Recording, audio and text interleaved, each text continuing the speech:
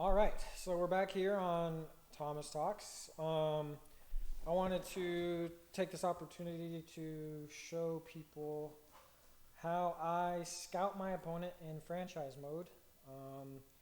This is if you don't get the chance to watch your opponent play to pick up on nuances. This is kind of the steps I do. It doesn't take long. Firstly, I look at their depth chart. So I play the Lions next. Take a little peek what he's working with. So check depth chart, not roster, because depth chart, they could put a lower overall or whatever in a position, and if you just check roster, it might throw you off. So we have Geno Smith. Looks like his morale is going down a bit, so he's not having a fantastic season. Williams, kind of slow. I'm a pretty good run defender as well, so I'm not super worried about that. The clear strength of his team is Jefferson, Cooper, Higgins, and Thielen. Cooper I know has route tech. I haven't checked the abilities of the other guys. I'm just going to assume they all have route tech. And he's got that guy Kittle, who I think is just a unicorn in the game with his ability to block and catch, and he probably has route tech as well. Offensive line is whatever. He's got Trent Williams and a bunch of stuff. Underrated Draymond Jones. Come on, man. He's better than this. But right now, in the game, he's not. So he's pretty average at the end. Basically a carbon copy of Draymond Jones. So he's got two of them. He's got no D tackles to speak of. So this tells me that I might have the inside zone available to me, or whatever inside runs I'd like, with no strength or block shed. It's got Judon, so he's got edge threat built in. Got Campbell, he's a tackling machine. Pretty high awareness and play rec, so maybe he'll make plays. Not worried about him in the pass. Chandler Jones, I know he has edge threat built in as well. And then we have Howard. And this is depth chart again, so he's got Davis as his number 2 corner. So here's something that I feel like I can pick on. 88 speed corner starting. Yeah, I would personally put Griffin at number 2, but that's not the case here. So I'm going to be looking for number 24 in passing situations. If he's in man, I'm likely going to pick on him.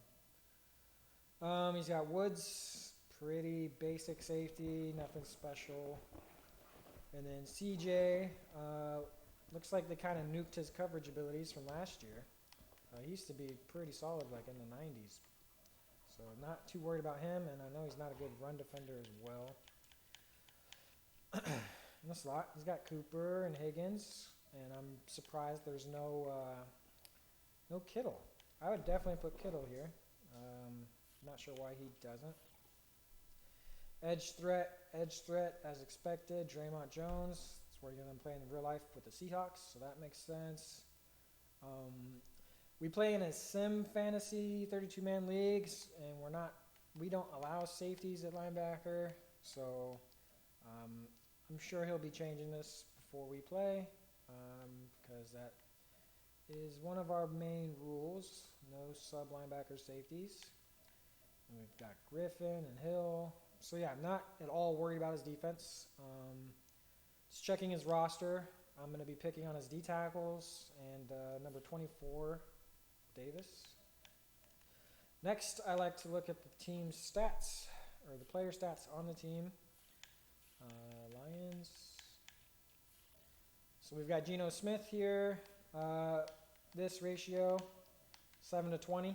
It's not fantastic.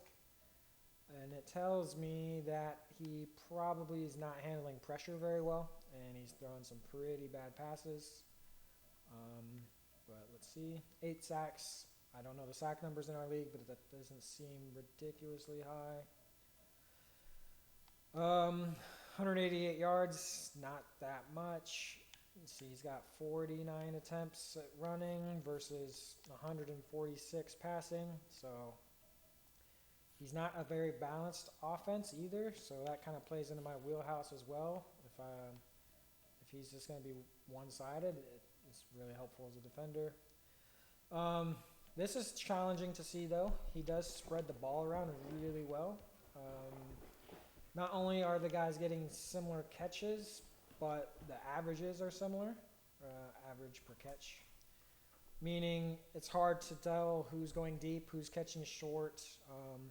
What I can say is Kittle and Cooper look to be catching shorter passes and taking them upfield a little more than the rest, whereas the other guys are maybe just catching like deeper in route or corner route and possession catching.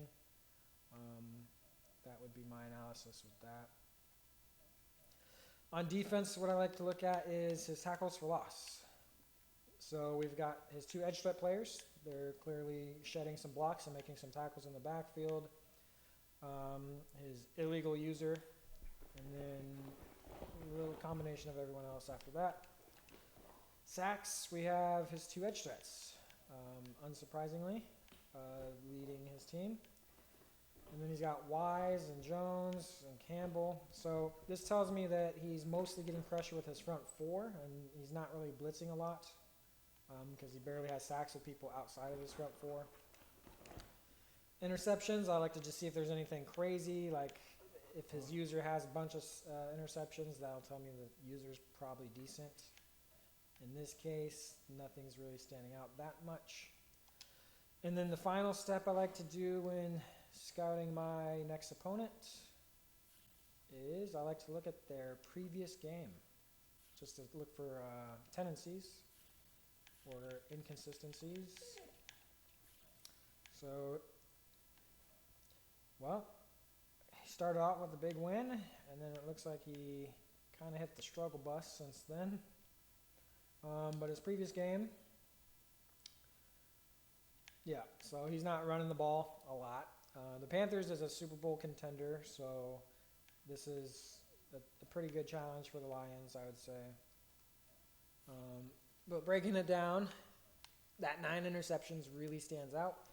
So that tells me that half his interceptions came in one game against a pretty solid user. So his ratio is probably closer to 7 to 10 or 12, but that also shows that he's still not handling pressure very well. Again, he's not running the ball effectively.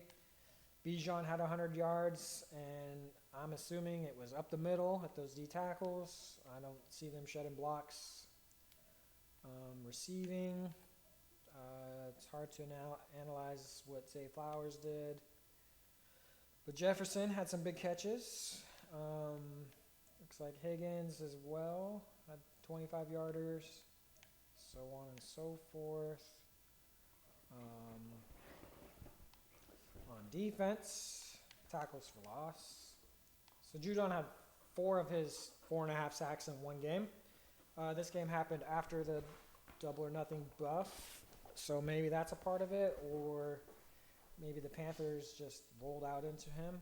Not quite sure, but Chandler Jones still did his things. So this tells me Chandler Jones has been pretty consistent throughout the season, whereas Judon just kicked it on. So I still need to be mindful of both of them when I'm passing. For me, that's going to mean I'm going to run some play actions or just some quick passes to avoid getting lit up. And then, yeah, he just threw a bunch of picks.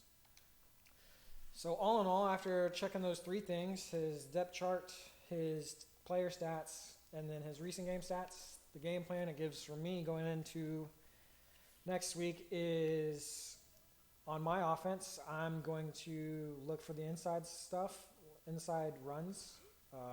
So whether it's dive or duo or inside zone. And then also I'm going to be looking for number 24 on his defense. 88 speed corner is pretty rough. And I'll just go to my depth chart to kind of show you what I'm working with. So I've got Hooker. He's holding it together, just trying to dev him up a little bit. Alvin Kamara is top 5 in our league in rushing. My tight ends are nothing to write home about. So here's where I'm looking for number 24. I'm assuming Xavier Howard, he's going to put him on Keenan Allen. If he doesn't, then Keenan Allen's still open. But we got Thornton and Hyatt against number 24, 88 speed. I'm looking there. I'm going to be looking to take a shot there. Tight ends, nothing special, but they're getting the job done. My O-line is pretty average. I got some speed off the edge with Baron Browning. My Seahawk, Mike Morris, is filling in for Derek Hall while he's injured. And then I got two young studs at D-tackle, where we have the block sheds being built up, but the strength, they're standing their ground, doing their thing. And they're kind of quick, I think, for D-tackle. That seems pretty speedy. Got my Samoan linebacker, my Oregon Duck user. I don't care if he's slow. If he has the acceleration, I can go with it. Levante David, he is the freaking gatekeeper of my whole defense. He's making plays everywhere, pass, run, blitz. He's been a complete stud.